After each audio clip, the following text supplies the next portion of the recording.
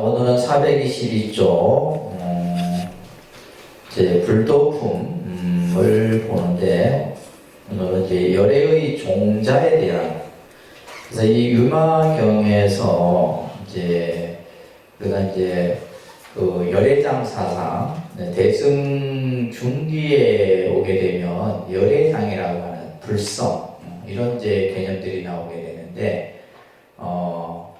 이제 지금 화엄경에서도 이제 열애의 종자에 대한 얘기가 나오는데, 이 유마경에서도 마찬가지로 열애의 종자라는 것은 씨앗을 말하는 거죠, 그죠? 다시 말해서 부처의 그 근본 씨앗을 말하는데, 어떤 것이 이제 열애의 종자인가라고 하는 그러한 이제 설법이 여기서 쓰여집니다. 한번 볼게요. 이에 유마일이 문수 사리에게 묻습니다. 무엇이 열애의 종자입니까? 이 종자는 근본, 무엇이 열애의 근본이냐? 열애의 그 씨앗 근본이 되느냐?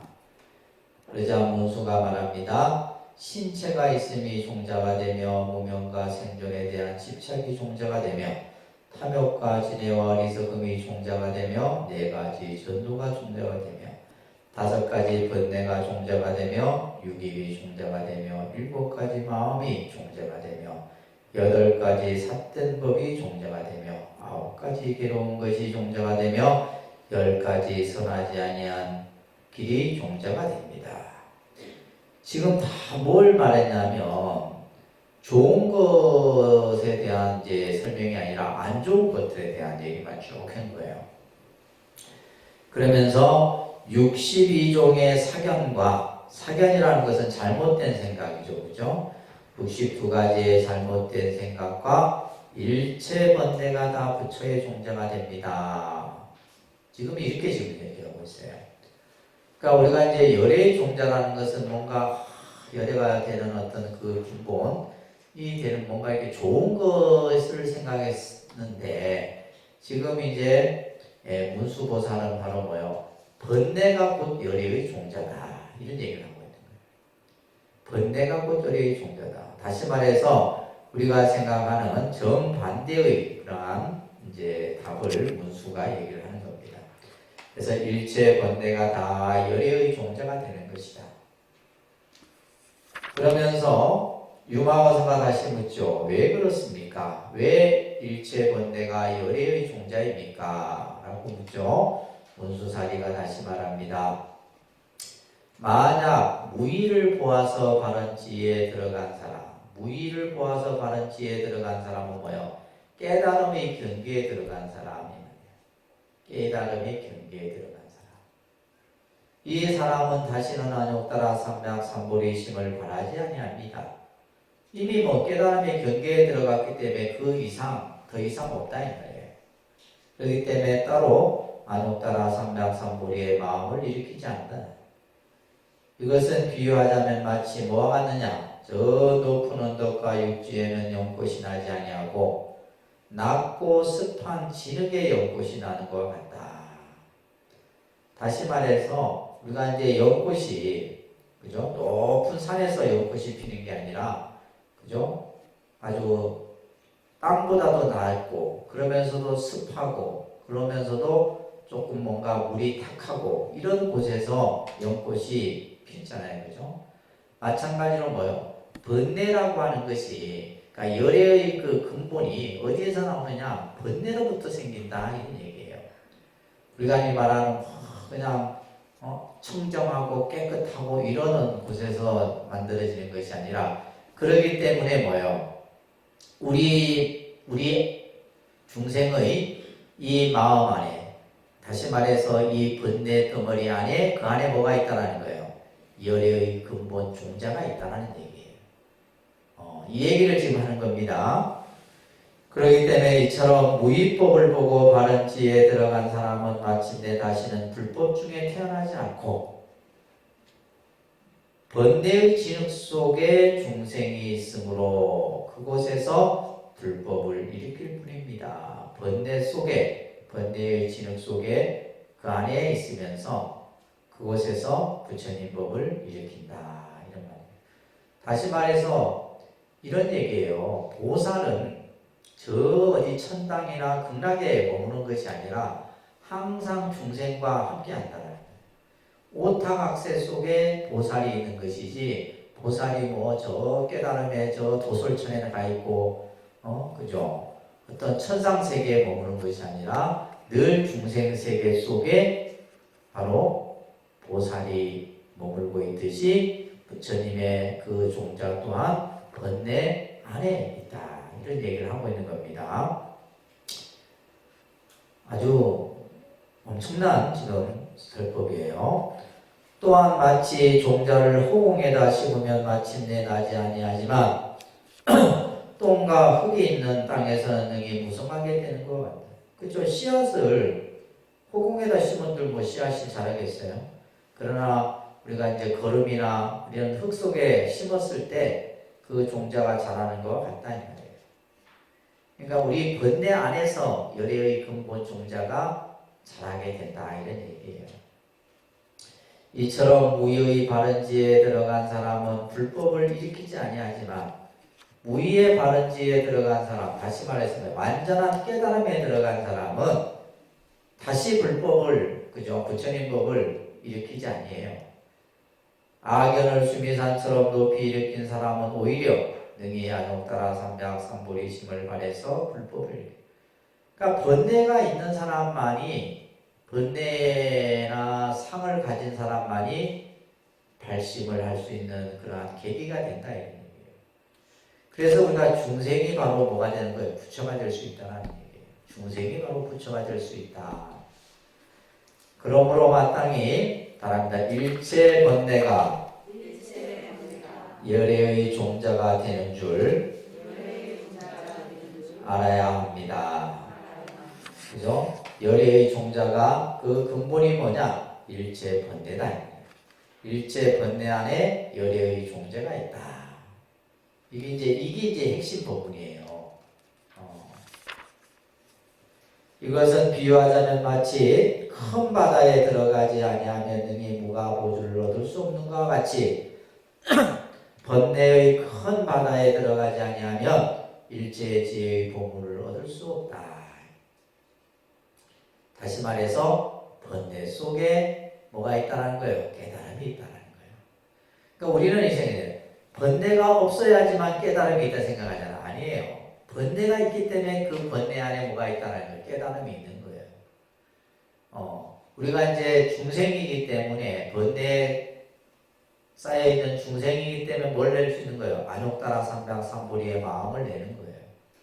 지금 그 설법을 여기서 하는 겁니다. 그래서 여기서는 이제 열애의 종자에 대한 얘기를 번뇌 안에 뭐가 있다? 열애의 종자가 담겨져 있다. 이 얘기를 전하고 있는 거예요. 그때 대가섭이 찬탄하며 말하죠. 훌륭하고 훌륭합니다. 문수사기여. 이러한 말씀을 시원하게 설하시니 진실로 말씀한 바와 같이 진로 번뇌의 벗이 열애의 종자가 된다. 번뇌가 곧 열애의 종자다. 이거 꼭 명심하세요. 아시겠죠? 번뇌가 곧 열애의 종자가 된다.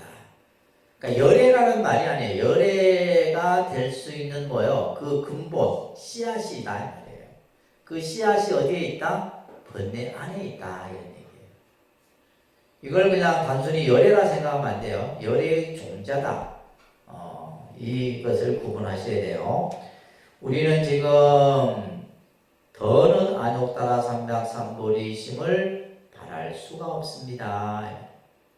이 말은 뭐예요? 이미 지금 문수나, 그죠? 깨달은 무의의 그런 어떤 깨달음에 올랐기 때문에 더 이상 이 안옥따라 삼약 삼보리의 마음을 바랄 수 없다 이 말이에요. 오무간지옥에 떨어질 죄를 지었다 하더라도 오히려 능히 뜻을 내어 불법을 일으키는데, 지옥에 떨어졌다 할지라도 그 지옥 안에서 뭐요? 안옥따라 삼약 삼보리의 마음을 일으킬 수 있다 이 말이에요. 근데 지금 저희는 영원히 보리심을 일으킬 수 없습니다. 비유하자면 마치 장애인이 된 사람이 다시는 오용나게 이로움을 회복할 수 없는 것 같다. 그죠? 다시 말해서 뭐요? 장애인이라는 것은 몸이 불편한 사람은 우리가 뭔가 신체적으로 장애가 있는 사람들은 세상의 그런 어떤 즐거움을 맛볼 수가 없는 것과 마찬가지다라는 거예요. 이처럼 모든 결박을 끄는 성문은 불법 가운데서 더는 이익이 없고 영원히 뜻과 원력이 없다. 다시 말해서 이제 성문성들을 이제 꾸짖는 거예요. 성문에서 좀 더 발심을 해갖고 안욕따라 삼당 삼보리의 마음을 내야 되는데 거기에서 딱 머물러 버리는 거예요. 그러므로 문수살이여 따라합니다. 범부는 불법에 회복할 수 있으나 성문은 없습니다. 왜냐하면 범부는 불법을 듣고 능히 최상의 도에 대한 마음을 일으켜서 삼보를 끊지 아니하지만 성문은 종신토록 불법의 힘과 두려움을 없음을 들어도 영원히 세상의 도에 대한 뜻을 일으키지 못하기 때문입니다. 그죠? 우리가 범부중생이라 하지만은 이 범부중생이지만은 뭐요? 우리는 열애의 종자를 우리가 가지고 있단 말이에요. 그렇기 때문에 우리는 뭐요? 부처님 법을 다시 일으킬 수가 있어요.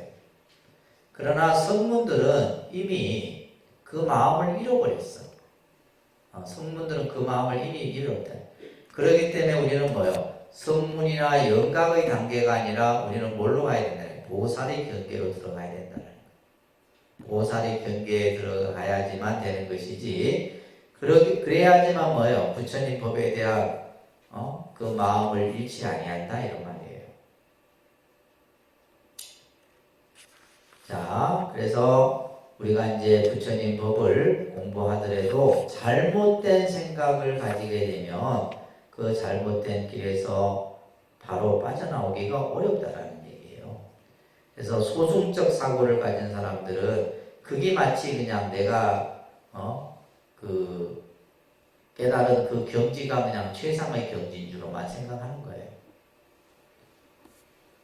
그러자 그때 법회 가운데 이름이 보현색신인 보살이 유마일에게 물었다. 보현보살이 그죠? 보현보살의 색신의 모습을 가진 보살이 유마일에게 묻죠.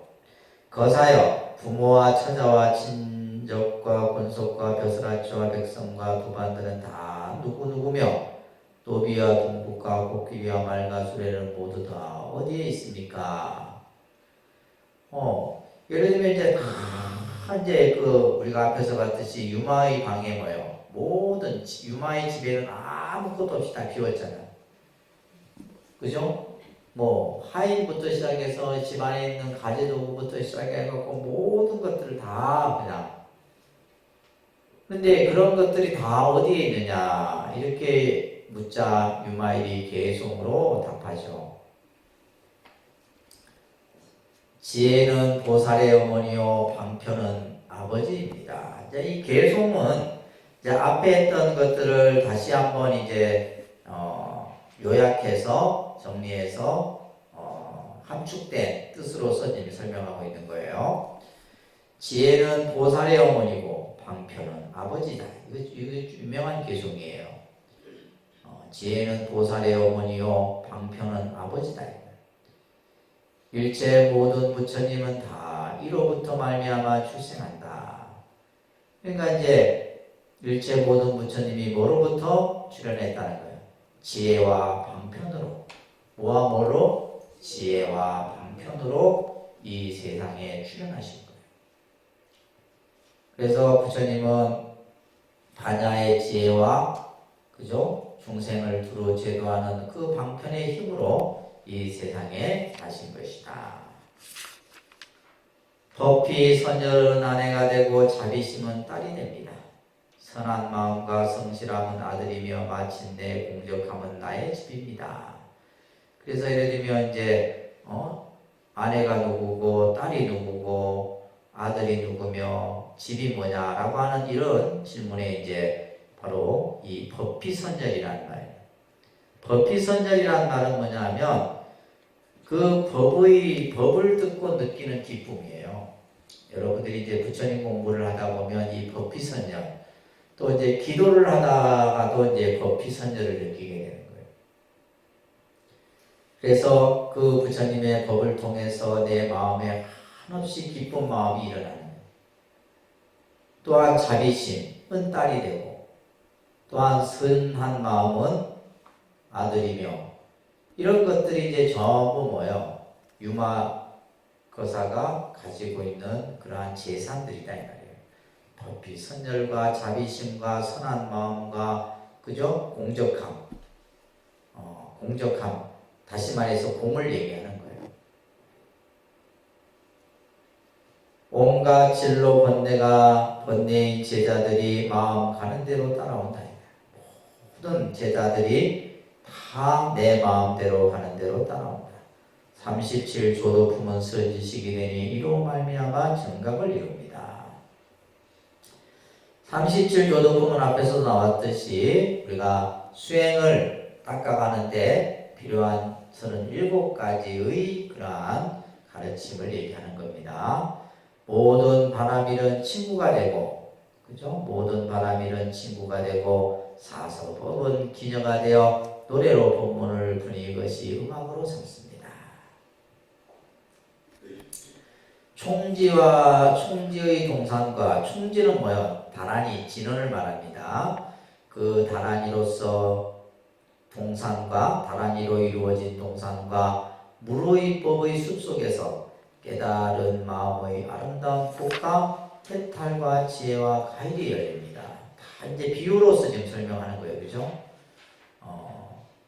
파해탈의 연문에는 선정의 맑은 물이 가득하고 칠정의 꽃들을 펼쳐놓고 번뇌에 떼없는 사람이 여기에서 또 목욕을 합니다. 코끼리와 많은 오신통으로 달리는데 대승법이 수레가 되고, 대승의 수레로서 이제 일심으로 조복하여 팔정도의 길에 놓는다. 팔정도로서 그죠? 내 마음을 잘 다스려서 그 팔정도의 길에서 내가 논다 이 말이에요. 32상을 갖추어 용모를 장엄하고 80종으로서 그 자체를 꾸미며 부끄러워함은 옷이 되고 깊은 마음은 꽃다발이 됩니다. 7가지 보물이 있어 부자가 되고 가르쳐 줌으로써 그 재산이 불어난다 이 말이에요.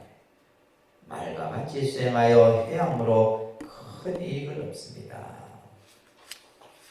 그래서 7가지 칠제에 대한 이제 설명이 이제 여러분 보시면 되고요. 사선정으로 의자를 삼고 청정한 생활을 합니다. 사선정으로 의자를 삼아 늘 청정한 생활을 하고 많이 듣고 지혜를 쌓아 스스로 깨닫는 음성으로 삼습니다. 그러니까 전부 이제 이 지금 고현석 시인이 그죠?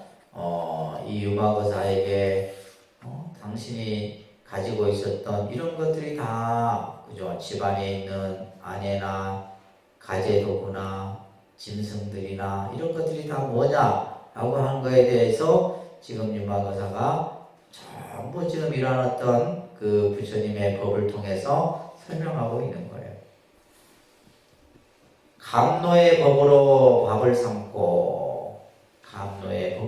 삼고 해탈의 맛으로 간장을 삼습니다.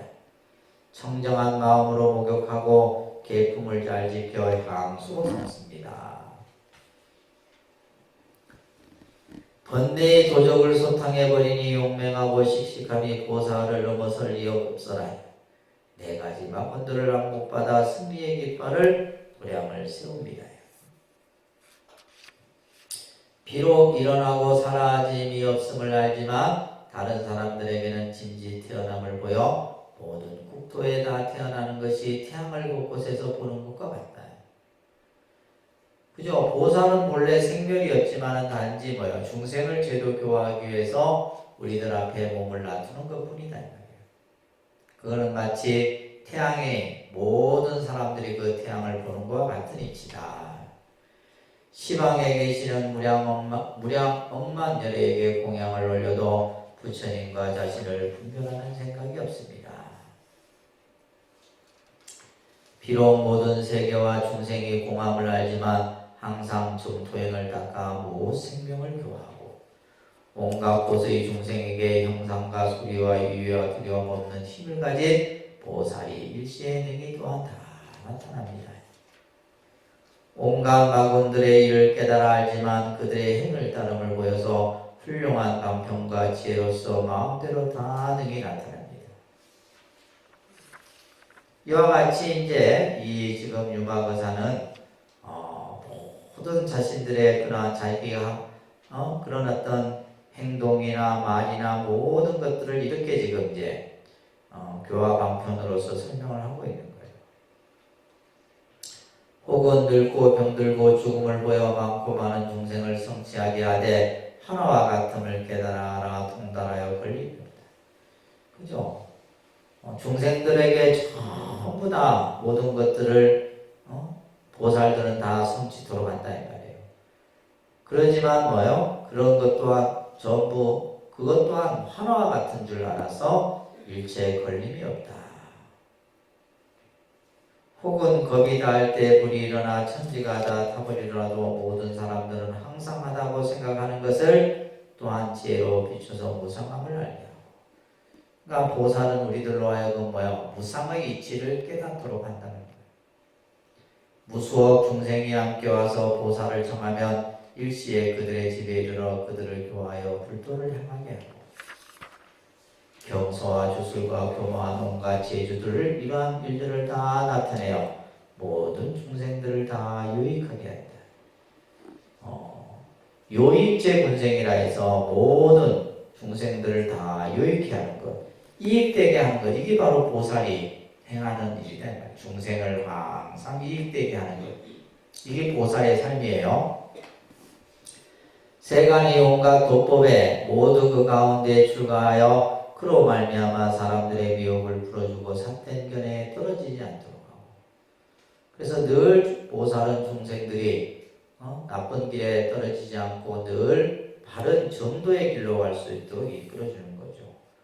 혹은 일천자가 되고 월천자가 되고 범한과 세계의 주인도 되고 주시신도 되고 주수신도 되며 혹은 주풍신도 되고 주하신도 됩니다.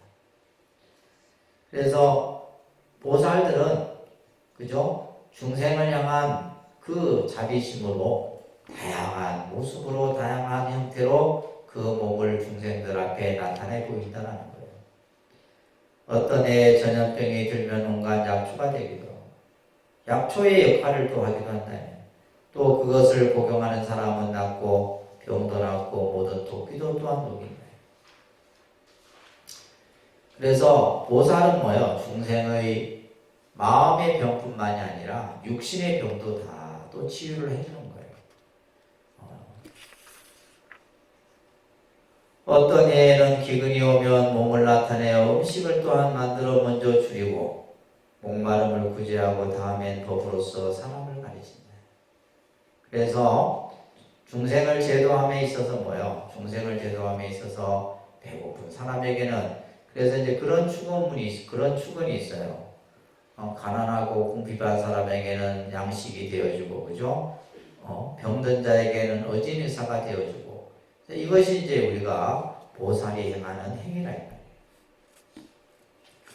또한 어떤 해에는 싸움이 일어나면 그들을 위하여 자비심을 일으켜 제 모든 중생을 교하여 다툼이 없는 땅에 머물게 하고, 또한 만약에 큰 전쟁이 일어나서 서로 대등한 힘으로 버티면 보살이 위험과 세력을 나타나여 그들을 항복받아 평화롭게 만들고. 그래서 우리가 이제 지금도 지구상에는 여러 그냥 전쟁들이 일어나고 있는데, 이제 이러한 보살들이 그러한 서로 이제 대등한 힘으로, 그러니까 우리가 예를 들면 지금 벌어지고 있는 러시아나 그죠? 어디죠? 러시아하고 어느 나라예요? 갑자기 생각이 안 나요. 우크라이나죠, 그죠? 그러니까 서로 자꾸 이제 막 힘자랑을 하는 거예요. 근데 이제 이렇게 보살은 그 두 힘으로써 그냥 서로 이제 막 적대적 관계에 있는 곳에 몸을 나타내서 그들을 전부 평화롭게 만든다.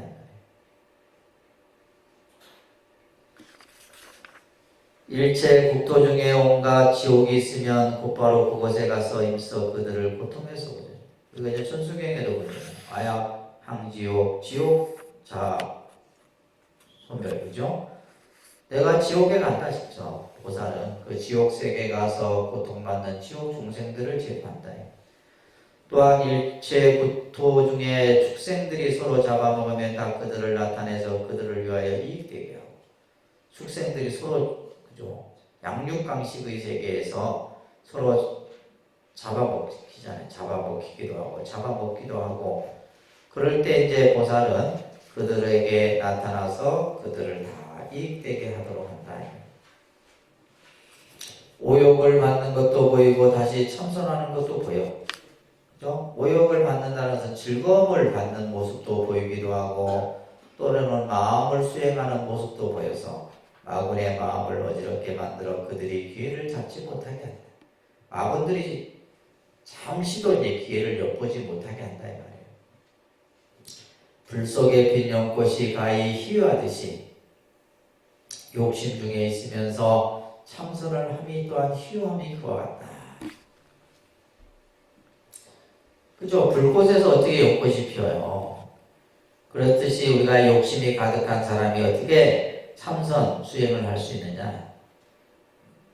그러니까 보살은 이제 그들로 하여금 전부 욕심도 가라앉히고, 그죠? 오로지 수행을 잘 할 수 있도록 한다는 얘기예요. 혹은 음탕한 여자가 되어 모든 호색한 일을 이끌어 먼저 욕망으로부터 끌어당겨 놓고 뒤에는 부처님의 지혜에 들게 합니다. 그래서 이제 능엄경 같은 경우는 이거 이제 음녀가 이제 부처님 제자를 유혹해서 나중에는 이제 제자로 하여금 깨달음에 이르게 하는 그런 내용이 이제 이 능엄경 같은 경전에서 나옵니다. 그런 얘기예요. 궁극에는 부처님의 지혜에 들게 한다. 혹은 한 고을의 주인도 되고, 혹은 상인들의 인도자가 되고, 국사가 되고, 대신도 되어 중생을 도와 이익되게 하고, 모든 가난한 사람들에게는 무진장의 재상가가 되어 그로 말미암아 그들을 공부하여 인도하여 보리심을 바라게 한다. 그러니까 이런 경전 구절들은 그냥 읽어도 여러분들이 이제 한 번 읽을 때는 별 감흥이 없는데, 이것을 자꾸 소리내서 읽다 보면 보살이 어떤 대승보살이라고 하는 분이 어떤 역할을 하고 어떤 방편으로 중생을 제도하는지를 느끼게 돼요. 나는 아만심이 많고 교만한 사람에게는 큰 약사로 나타나서 자신을 높이는 마음을 녹여 항복받아서 최상의 도에 몸을 겨. 그렇죠. 아만심이 많고 교만심이 많은 사람에게는 더 크게 이제 강하게 모습을 보여갖고 그 아만심과 교만한 마음을 가진 사람을 눌러버린다 이 말이에요. 그래서 예를 들면 이제 관세음보살 같은 경우도 보면 이제 도적의 몸을 나춘다라는 표현이 있는데, 그러니까 도적 중에서도 뭐요? 도둑질을 제일 잘하는 도둑이 되는 거예요. 그 도둑들 무리 중에서도 제일 우두머리가 되어갖고 그 도둑들을 전부 뭐요? 제도 교화하는 거예요. 예, 그렇게 이제 보살들은, 대승보살들은 중생들을 제도 교화함에 있어서 이러한 방편들을 쓴다는 얘기예요. 두려움에 떠는 대중이 있으면 그들 앞에 나타나 위로하여 편안하게 하고 먼저 두려움을 없음을 베풀고 뒤에는 도의 마음을 내게 합니다. 좀 두려운 사람에게는 먼저 뭐예요? 두려움을 없애도록, 두려움에서 벗어나도록 한 다음에 마지막에는 도의, 그죠? 깨달음의 길에 들어가도록 한다. 혹은 음욕을 멀리함을 나타내어 5가지 신통을 지닌 신선이 되어 온갖 중생을 가르쳐 제도하여 계율과 인욕과 자비의 목을 기합니다. 이를 도와줄 사람을 찾으면 어린 종이 되어 나타나서 그의 마음을 기쁘게 하여 도의 마음을 내도록 하고, 다른 사람이 필요로 함을 따라서 불도에 들어가게 하고 훌륭한 방편력으로 다 능히 흡수하게 하여 줍니다. 그래서 이제 이것을 선교 방편이라고 해요. 그러니까 선교 방편. 보살은 대승보살은 뭐예요? 중생을 제도함에 있어서 그 방편을 아주 잘 쓴다 이 말이에요. 상황에 맞춰갖고 상황에 따라서 그 중생들을 이렇게도 제도하고 저렇게도 제도하고 어떻게 하면 이 사람을 올바른 길로 인도할 것인지에 대한 그 방편들을 잘 쓴다. 이게 바로 대승보살이에요. 이와 같은 도가 한량이 없고 행하는 일이 끝이 없으며 지혜도 변제가 없어 무수한 중생을 제도한다. 가령일체 모든 부처님이 무수한 억겁 동안에 그 공덕을 찬탄하더라도 오히려 능히 다 하지 못한다. 보살이 중생을 교화함을 지금 이렇게 쭉 설명을 한 거예요. 그죠? 보살이 대승보살이 중생을 제도하고 교화하는 데 있어서 앞에서 이제 보현보살이 유마거사에게 당신의 집은 어떤 것이고 딸은 누구이며 이런 얘기를 쭉 물었잖아요. 그것에 대해서 이제 전부 이제 이런 선교 방편으로서 중생들을 제도 교화한다는 거예요. 어떤 사람인들 이 법문을 듣고 보리심을 일으키지 아니하겠는가요? 저 불초한 인간과 어리석고 캄캄하여 무지한 사람은 제외합니다. 누구나 이 법문을 들으면 보리심을 일으키는데 그 중에서도 뭐요? 아주 어리석고 어리석은 중생들. 그런 중생은 제외된다 이런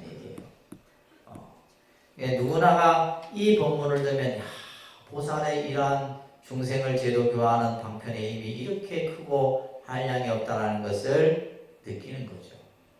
그래서 지금 이제 이 유마경은 앞에서도 늘 얘기했듯이 대승보살도를 어떻게 실천하느냐, 대승보살이 어떻게 중생을 제도하고 어떻게 교화하느냐, 이런 법문들이 여기에 이제 많은 내용을 차지하고 있는 겁니다. 그래서 밑에 해설을 보면 보살은 중생을 위한 일이라면, 그죠? 보살이 중생을 위한 일이라면 지옥도 가고 천당도 가고 뭐 온갖 못 가는 데가 없어.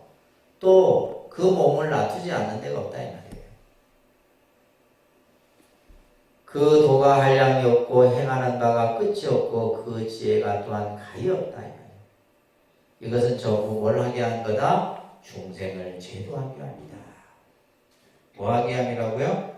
중생 제도예요. 그래서 대승불교의 핵심은 중생을 제도하는 겁니다. 그래서 우리가 예를 들면 초기 불교나 부파 불교 시대 때는 자기 공부만 있었단 말이에요. 근데 자기 공부만 하다 보니까 이게 뭐야? 말 그대로 이제 소승에 머물게 되는 거죠. 근데 이제 대승 불교는 뭐냐면 내 공부는 조금 미루더라도 뭐예요? 중생을 먼저 제도 교화하는 일에 먼저. 그래서 여러분들이 이제 교리 시간에도 배웠듯이 상구보리 하화 중생이에요. 내가 깨달음을 이루어서 중생을 제도하는. 이 상구보리 하화 중생이 바로 대승보살의 그 근본 정신에 대한 설명이 지금 이 유마경에서 설해지고 있는 겁니다. 그래서 앞에서 우리가 이제 이 품이 무슨 품이요? 불도품이에요.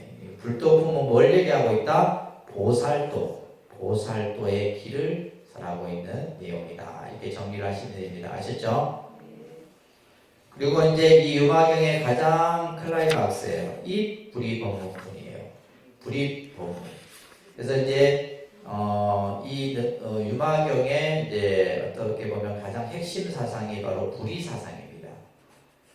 그래서 이 불이법문에는 33명의 보살이 등장을 해. 33명의 보살이 등장을 해서 그래서 불이라는 말은 둘이 아니다 이 말이에요. 그죠? 그러니까 불이라는 것은 차별이죠, 그죠? 차별이고 분별이에요. 근데 이제 우리가 불법의 이치에서 보면 둘이 아닌 거예요. 세속의 이치에서 보면 둘인데 참과 거짓이 있는데 부처님 법에서 보면 뭐가 없다? 참도 없고 거짓도 없다 이 말이에요. 너도 없고 나도 없고 그죠? 중생도 부처도 없다. 이게 이제 대승의 아주 핵심이에요. 그래서 우리가 이제 대승 사상을 유마경에서는 불의사상이다 얘기를 하는 거예요. 우리는 뭐 중도 사상 이런 얘기도 들었잖아요. 이 유마경에서의 이제 대승 사상의 핵심은 불의사상입니다. 불이 아닌 이치예요. 잘 들으셔야 됩니다. 요거. 그때 유마일이 여러 보살들에게 말합니다. 여러 훌륭하신 분들이여, 무엇이 보살이 불이 아닌 법문에 들어가는 것입니까? 다시 말해서 어떤 것이 보살이 깨달음에 들어가는 문이냐 이 말이에요. 깨달음에 들어가는 그 문이냐. 그래서 불인문이라 하잖아요. 불인문. 어떤 것이 보살이 깨달음에 들어가는 문이냐. 이것에 대해서 각각 보살들이 한마디씩 말씀해 주십시오. 이렇게 하는 거예요. 그래서 여기에 등장하는 보살은 몇 명? 33명의 보살들이 이제 이 둘이 아닌 법문, 깨달음의 문에 들어가는 설명들을 하고 있어요. 32명의 보살들에게까지 하고 있습니다. 법회 중에 보살이 있었는데 이름은 법자재보살이에요. 이 법자재보살이 말씀하기를 모든 훌륭하신 분들이여, 생과 멸이 둘이 아니다. 생과 멸. 생멸이 불이다. 첫 번째 이제 이 법자재보살은 생멸이 둘이 아닌 것이다. 이 생멸이라는 말은 우리가 좀 더 쉽게 얘기하면 생은 만들어지는 거고 멸은 없어지는 거잖아요. 근데 우리가 보는 입장에서는 만들어지고 없어지는 게 서로 다르다. 그런데 그 깨달음의 문에서 보게 되면, 깨달음의 경계에서 보면 생과 멸이 둘이 아닌 것이다. 다시 말해서 생사가 둘이 아닌 거예요. 태어나고 죽는 것이 둘이 아니다. 태어났다라는 것은 결국 뭐요? 우리는 죽은 거예요. 죽음의 길로 가고 있는 거고, 죽음이란 다시 뭐요? 생으로 가는 길이다. 그래서 생멸이 둘이 아니다. 생과 멸이 둘이니 법은 본래 생기는 것이 아니므로 지금 곧 소멸합니다. 소멸이 없다 이 말이에요. 법은 본래 생기는 것이 아니므로 지금 곧 소멸이 없다. 이러한 생멸이 없는 법을 얻는 이것이 둘이 아닌 법문에 들어가는 것이다. 그래서 이제 우리가 무생법인이라는 말이 그런 말이에요. 생기고 없어짐이 없는 진리를 무생법인이다. 이거 꼭 기억하세요. 무생법인, 무생법인. 생기고 없어지는이 없는 그 진리를 무생법인이란다. 이게 이제 바로 불이법이에요. 또한 덕수보살이 말합니다. 나와 나의 것이 둘이 되지만 아와 아소가, 아와 아소, 아와 아소, 따라합니다. 아소. 아는 나고, 그죠? 아소는 내 것이에요. 이것이 둘이 되지만 내가 있음으로 인하여 곧 나의 것이 있게 된 것이니, 그죠? 내가 없으면 뭐요? 나의 것도 없다 이 말이에요. 그래서 아와 아소가 둘이 아니다 이 말이에요. 이거는 뭐냐? 아와 아소가 둘이 아니라는 말은 결국 뭐요? 이제 무아를 얘기하는 거예요. 무아를 얘기하는 겁니다. 다음에 불순보살이 말합니다. 받아들이는 것과 받아들이지 않는 것, 그것이 둘이 되는데, 그죠? 수와 불수, 받아들이는 것과 받아들이지 않는 것. 만약 법을 받아들이지 아니하면 얻을 수 없잖아요. 내가 법을 받아들이지 아니하면 얻을 수 없습니다. 얻을 수 없으므로 취함도 없고 버림도 없으며 지음도 없고 행함도 없다 이 말이에요. 이것이 둘이 아닌 법문에 들어가는 것이다. 근데 우리가 예를 들면 이 수라고 하는 것은 느낌이에요. 그러니까 예를 들면 우리가 느낌과 느끼지 않음이라고 하는 것이, 우리는 예를 들면 느꼈다, 느끼지 못했다 이렇게 이제 생각을 하는데, 이제 깨달음의 경계에서 보면 느끼고 느끼지 않은 것이 둘이 아닌 거다 이 말이에요.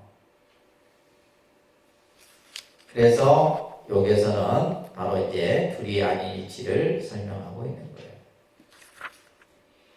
그 다음에 덕정무산이 말합니다. 더러움과 깨끗함이 둘이 되는데, 그죠? 구는 더러운 거고, 떼구자고, 정은 깨끗한 거고. 그죠? 깨끗하고 우리가 더럽다, 이렇게 이제 나누잖아요. 그죠? 둘로 나누는데, 더러움에 실나온 성품을 보면 꼭 깨끗한 모양도 없다. 그러니까 더러움이라고 하는 그 자체도 본래 없는 거예요. 그렇기 때문에 그 더럽다라고 하는 그 본질에서 보면 깨끗함도 없는 것이다. 라는 거예요. 그러니까 우리가 이제 보는 입장에 따라서 항상 뭐요? 주관과 객관으로 나누어서 보는 거예요. 그래서 아와 아소가 나눠주고 수와 불수가 나눠주고 그죠? 생과 멸이 나눠주는 거예요.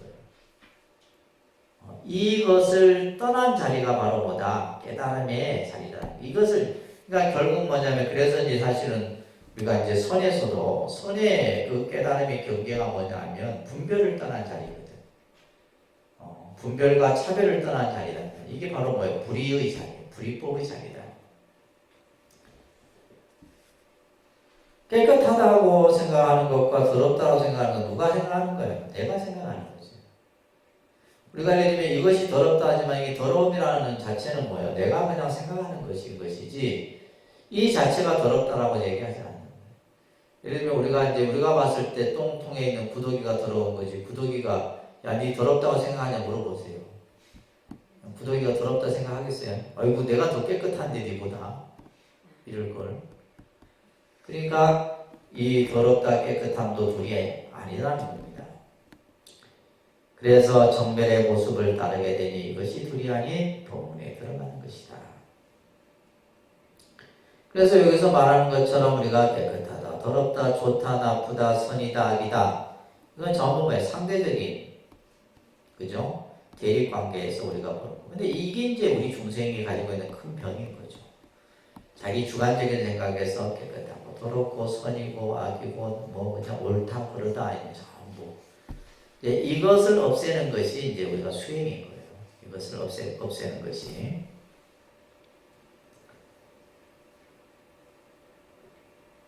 그 다음에 선숙보살이 말하죠. 움직임과 생각이 뒤되지면 움직이는 것, 동각, 그죠? 그 다음에 움직임과 생각이 움직이는 것과 생각은 다르잖아요. 그죠? 그러나 움직이지 아니하면 생각이 없어. 생각이 없으면 그 분별이 없다 이 말이에요.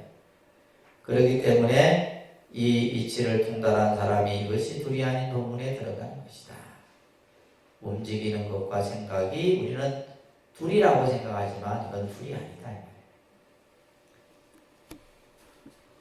그러니까 예를 들면 6조 해령대사의 본문에도 그런 거예요. 저 지금 깃발이 흔들리는데 깃발이 흔들리느냐 네 마음이 흔들리느냐. 우리가 봤을 때는 깃발이 흔들리니까 흔들린다라고 생각하는데 그죠? 그런 이치와 똑같은 거예요. 그래서 깃발이 움직이는 것이 바람인가? 깃발 때문인가? 바람도 아니고 깃발도 아니고 그대의 마음이 움직이기 때문이다. 그죠? 결국 마음이 움직이는 거다. 그래서 여기서 말하는 것처럼 우리가 움직이고 생각하는 것이 둘이 아닌 것이다. 선한 보살이 또 말합니다. 일상과 무상이 둘이지 되지만 상과 무상, 그러니까 모양이 있는 것과 모양이 없는 것, 그러니까 형체가 있다, 형체가 없다, 이건 둘이잖아요, 그죠? 만약에 일상이 무상인 줄 알면 그 상이 상이 아닌 줄 알면 뭐가 되는 거예요, 그죠? 또한 무상도 취하지 아니하면 그거는 뭐예요? 상이 있다 없다 말할 것도 없다라는 거예요. 상이 있다 없다라고 하는 것도 그죠? 본래 둘이 아닌 것이다. 참 심오한 이치입니다, 이거. 묘미보살이 말합니다. 보살의 마음과 성문의 마음이 둘이지만 마음의 모습이 공하여 하나와 같음을 가져. 우리가 예를 들면 부처의 마음이나 중생의 마음이 따로 있는 것 같지만 그 마음이 서로 다르지 않다 이 말이에요. 그러니까 화엄경에서도 마음과 부처와 중생이 서로 다르지 않다 이런 얘기를 하는 거예요. 이런 설법들이 그렇게 해서 다 연결되어져서 서해지는 겁니다. 마음이라는 것은 본래 공해, 마음이라는 것은 실체가 없어. 그렇기 때문에 보살의 마음도 승문의 마음도 없다 이 말이에요. 중생의 마음도 없어요. 이것이 둘이 아닌 법문에 들어가는 마음이다. 그러니까 우리는 뭐냐면 다 사람마다 각자의 마음을 이렇게 얘기하지만은 그 마음이라는 것도 또한 뭐다? 하나와 같고 실체가 없는 것일 것이다. 근데 우리는 이제 우리 마음이다라고 이제 잘 생각하는 거죠. 불사보살이 말합니다. 선과 불선이 둘이. 그죠? 착하고 착하지 않은 것. 지금 32명의 보살들이 우리가 대비되는 두 가지 개념을 가지고 계속 지금 설명하고 있는 거예요. 그죠? 우리가 착하다, 착하지 않다. 라고 하는 것도 뭐요? 둘이 되지만 만약에 선도 불선도 일으키지 아니하면 그것은 아무것도 형상이 없는 경계에 들어가 통달해 버리면 선과 불선이라는 것도 둘이 아닌 법문에 들어가는 것이다. 그래서 우리가 예를 들면 선이다 불선이라고 하는 것도 결국 뭐예요? 내의 주관적 관념에서 만들어진 거예요. 주관적 관념에서 만들어진 것인 생각이다 이 말이에요. 사자보살이 말합니다. 죄와 복이 둘이지만, 그죠? 허물은 나쁜 거죠. 복은 좋은 거다 이 말이에요. 상반되는 개념이에요. 이것이 둘이지만 만약 죄의 본성을 통달하면 곧 복과 다름이 없다. 그래서 죄모 자성종식이다. 죄라고 하는 것은 자성이 없이 마음을 쫓아서 일어난 것뿐이다. 그러니까 죄라는 것도 뭐예요? 실체가 없어. 그렇기 때문에 죄다, 허물이다, 복이다라고 하는 것도 결국 다르지 않다는 거예요.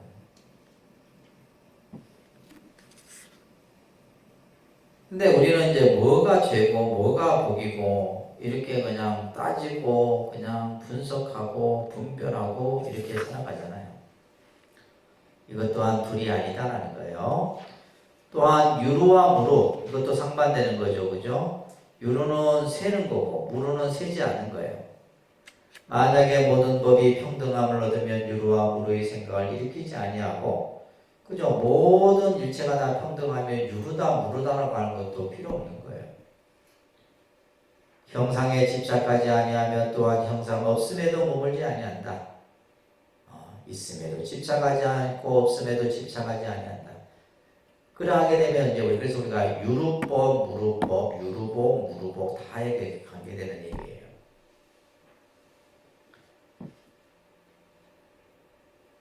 그 다음에 정예보살이 말합니다. 유의와 무의, 그죠? 유의법, 무의법도 하잖아요, 그죠? 유의와 무의가 둘이지만 일제의 숫자를 떠나면 마음이 호분과 같아 청정한 지혜로서는 걸릴 바가 없다.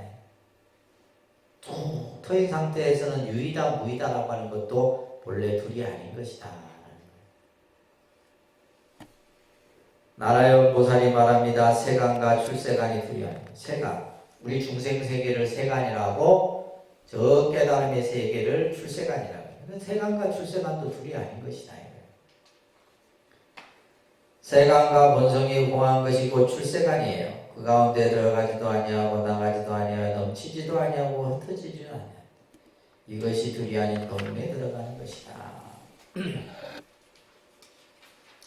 그래서 세간과 출세간도 둘이 아니고 유루와 무루도 둘이 아니고 유의와 무의도 둘이 아니고 전부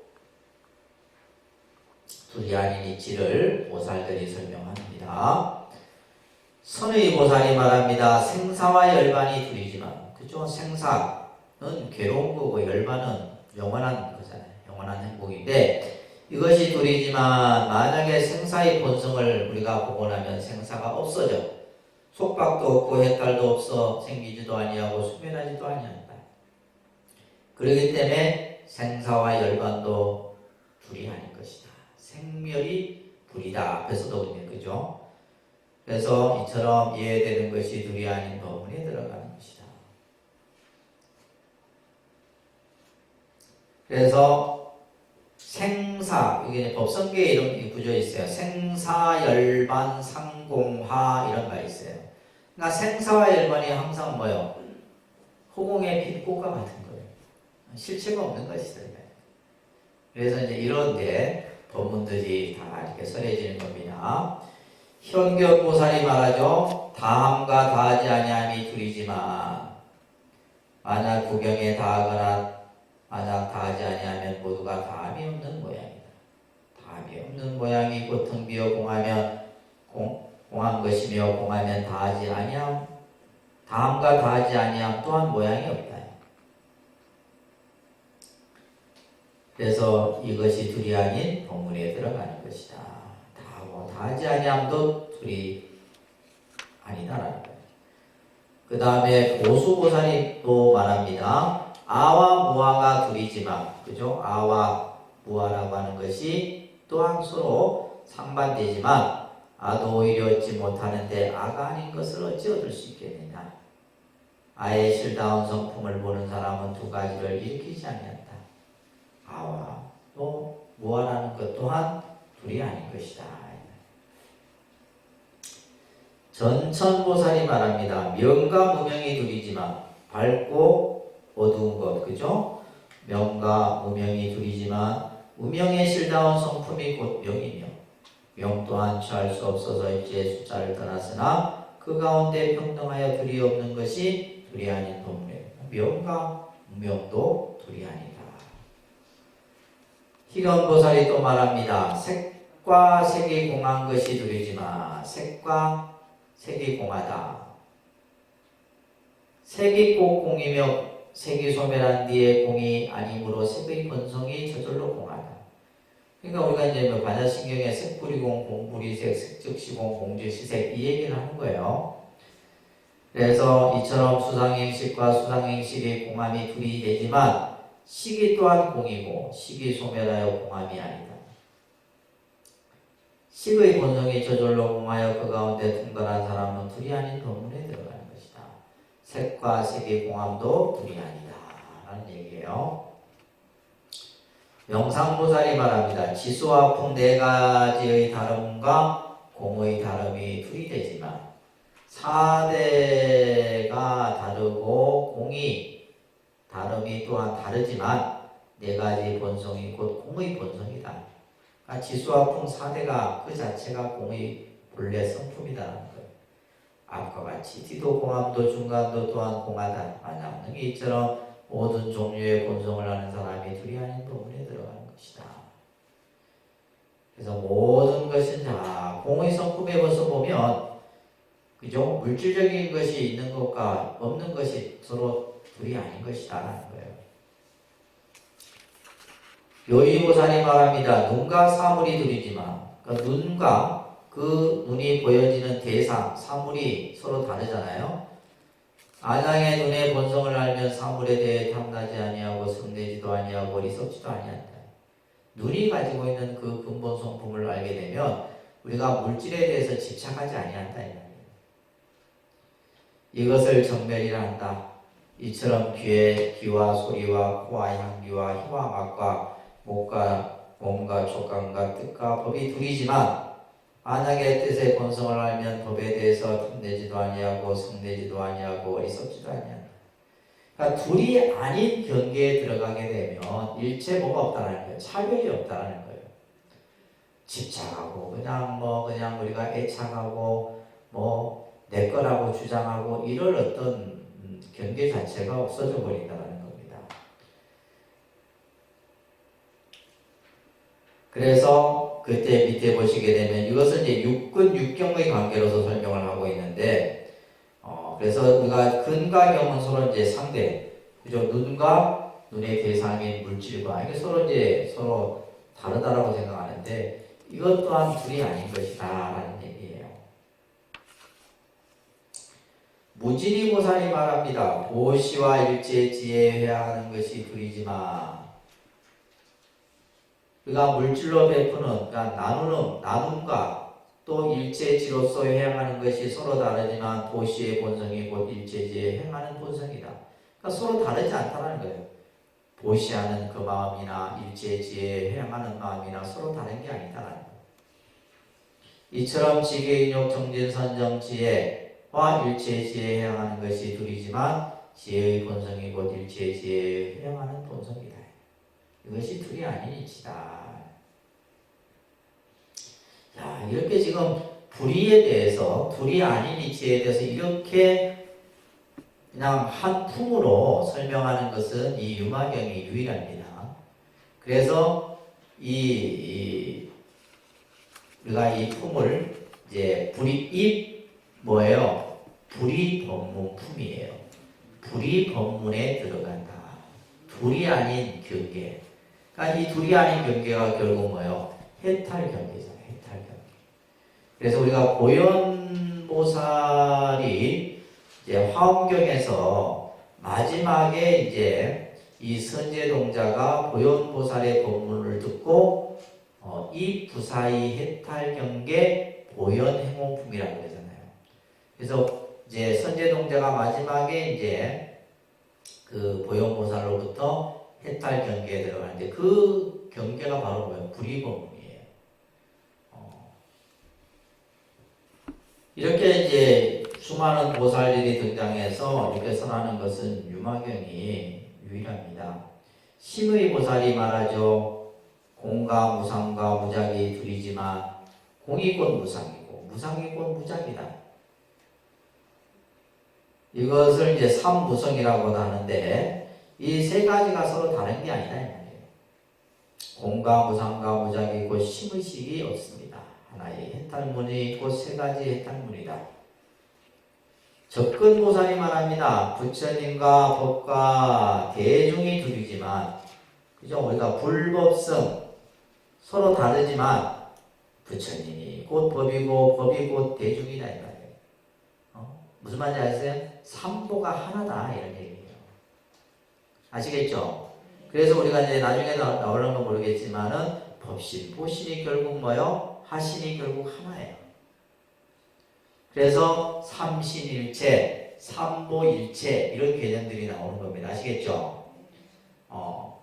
예를 들면 우리가 뭐 그냥 뭐 육바라밀이 됐든 십바라밀이 됐든 뭐가 됐든 간에 전부 하나예요. 하나. 다 하나예요. 그러니까 나중에 이제 이 불의 법문에서 보면 일체가 뭐다? 모든 것이 하나다. 이렇게 결론 짓는 거예요. 그래서 이 삼보가 다 무의의 모습이어서 호군과 평등하다. 일체의 법도 또 그러한 이능이 이러한 행을 따른 사람은 둘이 아닌 법문에 들어가는 것이다. 그래서 삼보가 서로 다르지 않다 이 말이에요. 아시겠죠? 불이고 법이고 불이고 승이고 승이 곧 뭐고 불이고 다 하나예요. 신무의 보살이 말합니다. 몸과 몸의 소멸이 둘이지만 그러니까 이 육체가 없어지는 것이 서로 다르잖아요. 그러나 몸이 곧 몸의 소멸이다 이 말이에요.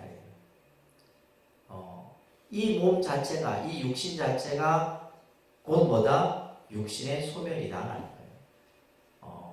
그러니까 우리가 예를 들면 이제 있다 없다라고 하는 관점에서 봤을 때 육신이 있다. 우리가 예를 들면 육신이 없어졌다 이렇게 보지만은 결국 이 있다 없다라고 하는 것이 서로 다르지 않다는 얘기예요.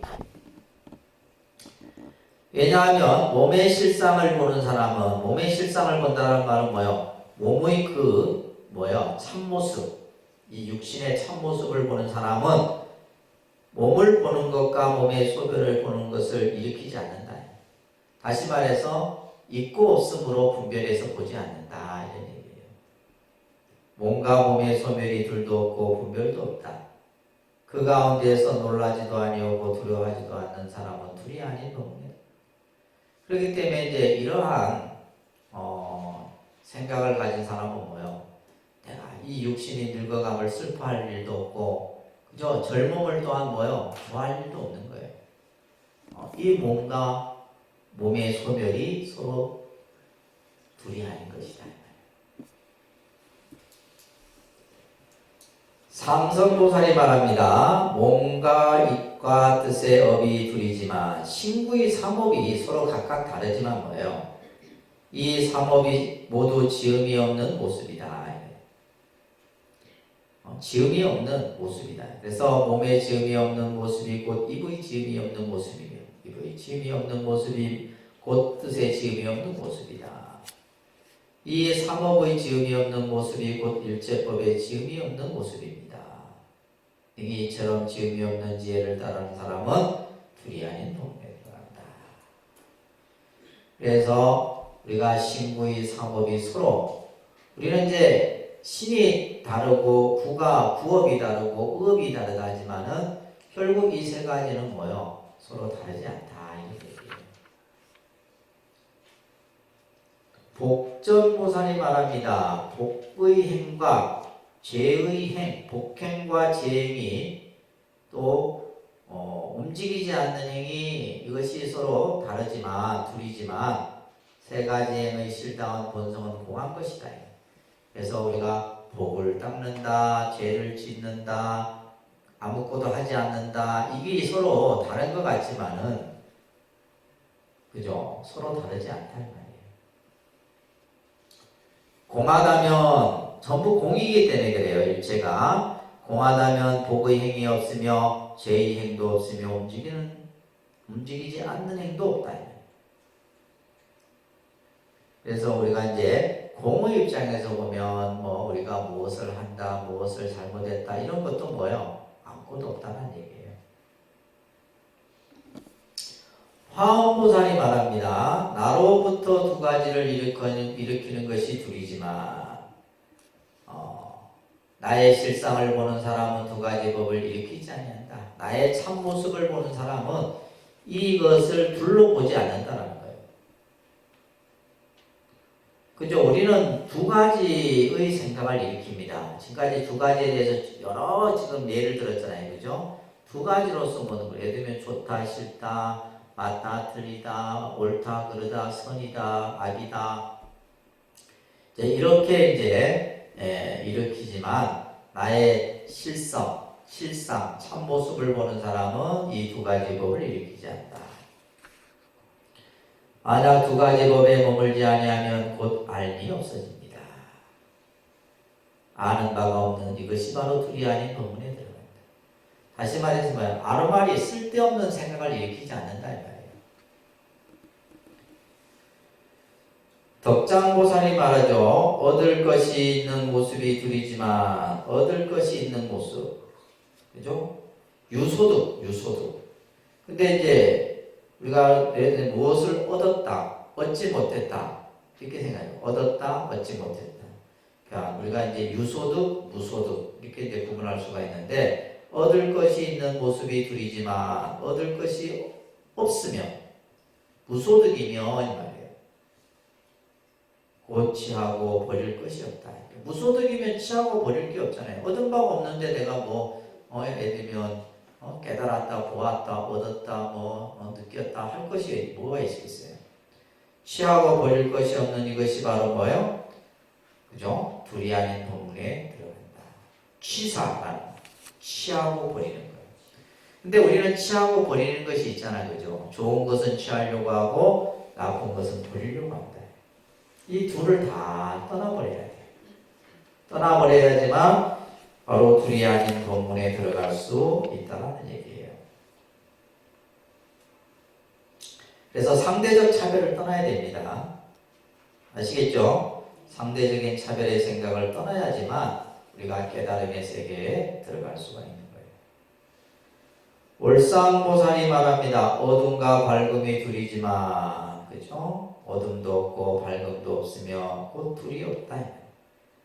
이것이 이제 어둡고 밝다라고 하지만은 이 자체가 이제 둘이 아닌 것이다. 왜냐하면 느낌과 생각이 소멸한 선정에 들어가면 어둠도 없고 밝음도 없기 때문이다.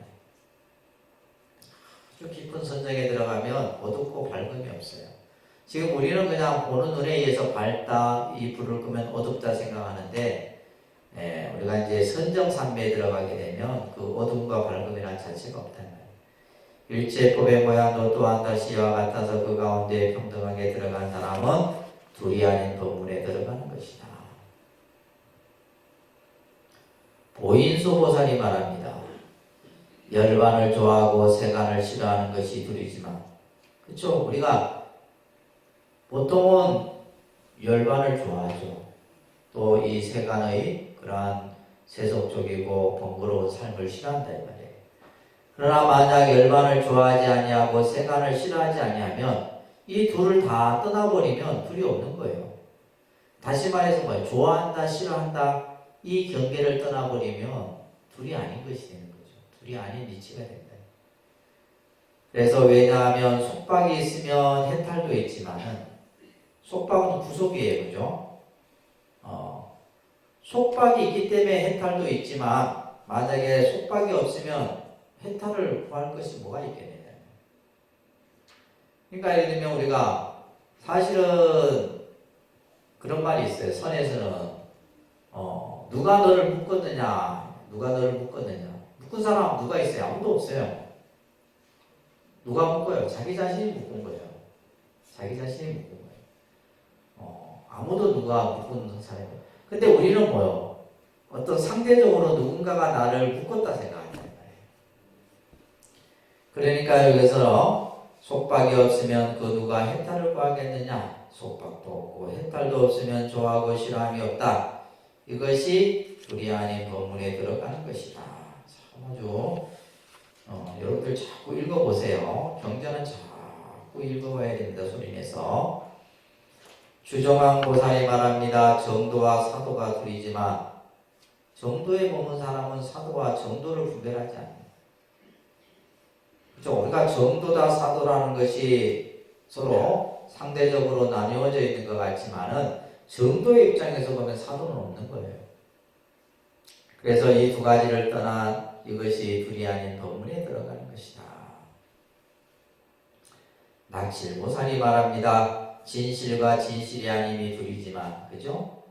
진실을 보는 사람은 오히려 진실도 보지 않는다. 진실 늘 이렇게 바르게 보는 사람은, 그죠? 바르지 않는 것은 안 본다 이 말이에요. 늘 그 진실만을 보기 때문에 어찌 하물며 진실이 아님을 보겠느냐. 왜냐하면 육안으로 보는 바가 아니며 해안으로 눈이 보니. 우리가 이제 왜 이제 이러한 어떤 상대적 분별을 일으키냐면 육안으로 보기 때문이에요. 그죠? 여러분들이 이 보는 지금 내 이 눈은 뭐예요? 육안이에요, 육안.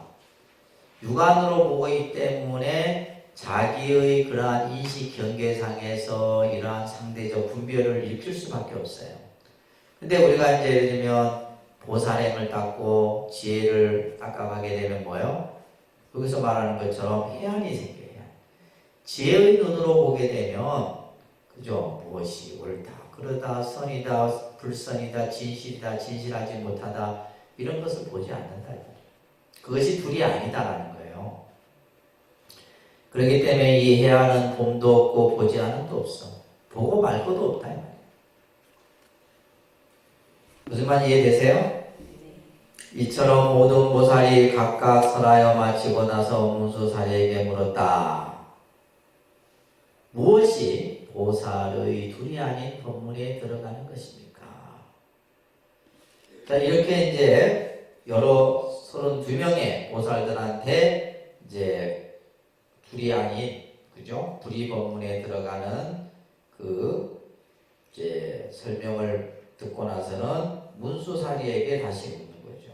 무엇이 보살이 둘이 아닌 법문에 들어가는 것입니까? 문수보살이는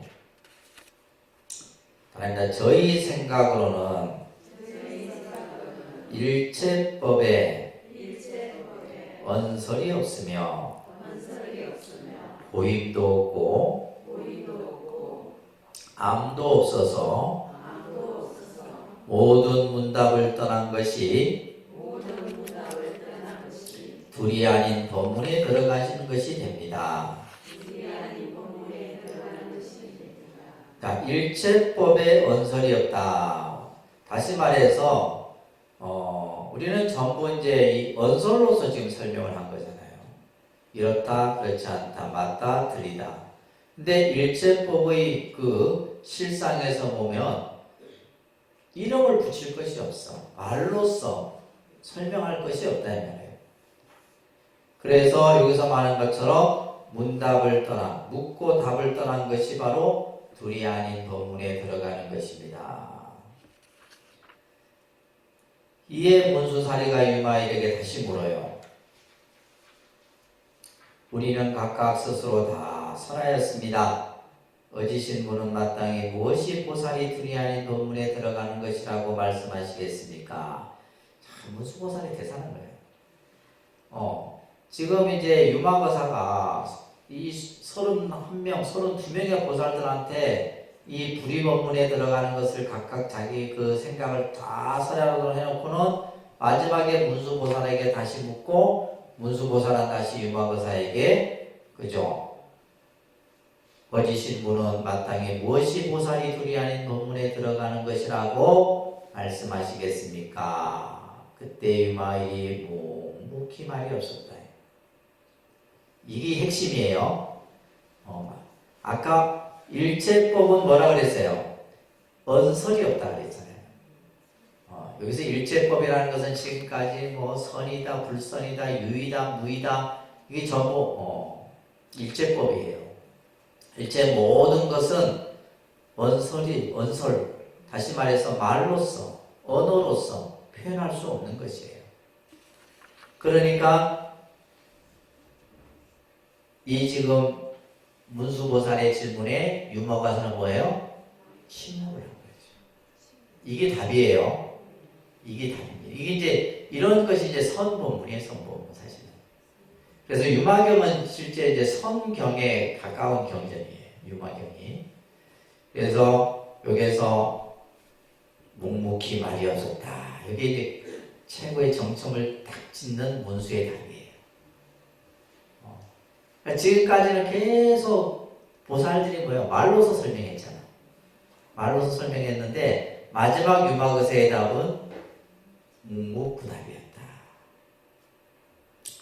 문수사리가 찬탄하며 말하죠. 훌륭하고 훌륭하십니다. 따라합니다. 문자와 언어가 없는 것이 참으로 둘이 아닌 법문에 들어가는 것입니다. 그렇죠. 우리가 부처님의 참 진리는 언어와 문자로 나타낼 수 없는 거예요. 말로써 설명할 수 있는 게 아닙니다. 아시겠어요? 불의법문을 지금까지 32명의 보살들이 말로써 언설로서 표현했지만 이것을 말로서 설명할 수 있는 것이 아니다 이 말이에요. 이게 핵심이에요. 문자와 언어가 없는 것. 그래서 우리가 선이 이거잖아요. 선의 핵심이 뭐냐? 문자와 언어로서 나타낼 수 없는 거예요. 그게 바로 뭐예요? 마음이에요. 그래서 이것이 참으로 둘이 아닌 본문에 들어가는 것이다. 이 불의법문을 설할 때 대중 중에 5천보살이 모두 다 둘이 아닌 법문에 들어가서 무생법인을 얻었다. 마지막 지금까지는 막 앞에 쭉 설명하는 거 이거는 그냥 서론에 불과한 거예요.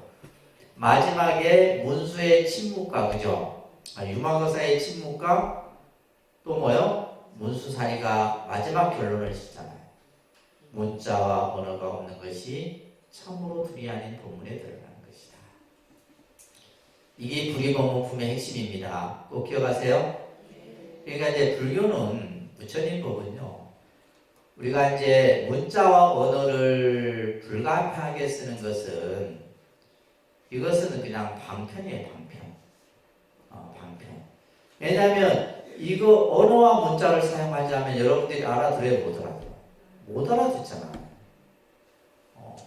못 알아듣는다.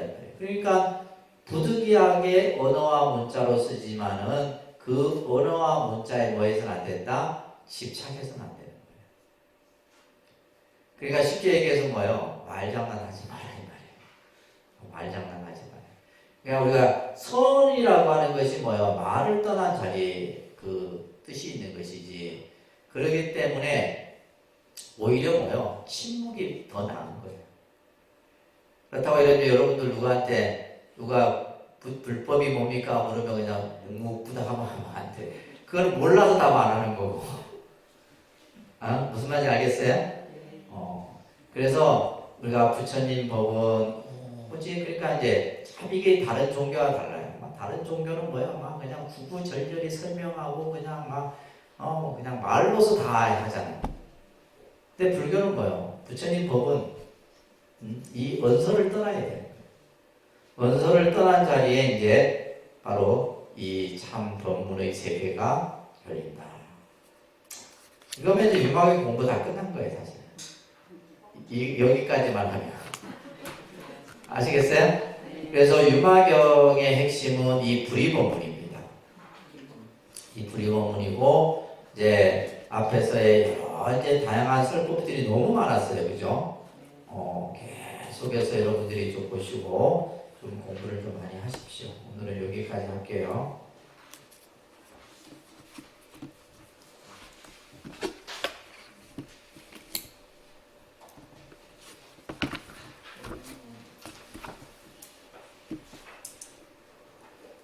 예심, 해등왕, 진여심, 평행심, 보내, 정해심, 땡땡이 쳤네. 건강해, 보도카, 아노래, 여시라, 성경에, 보수, 대월. 자, 수고하셨습니다. 오늘 큰 법문 배우셨어요. 유마경의 불의법문 핵심입니다.